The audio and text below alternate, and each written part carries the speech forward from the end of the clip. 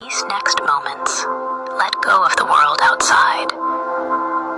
Release the thoughts that race, the to-do lists, and the demands on your time. There is nothing you need to do, nowhere you need to be, but right here.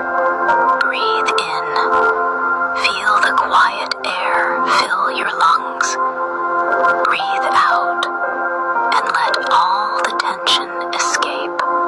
With each breath, you are not just taking in air, you are taking in stillness. This is your personal oasis, and you are its sole inhabitant. Look around you.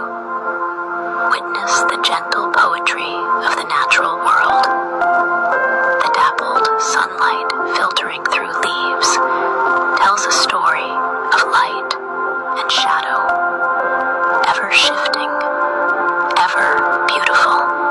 The colors, the deep, calming greens, the soft blues, the vibrant yellows, are not just hues, but sensations.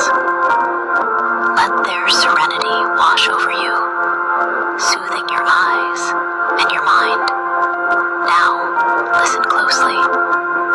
The world is speaking, not with words, but with whispers. The soft rustle of a breeze, the distant melody of a bird song, the subtle hum of life all around.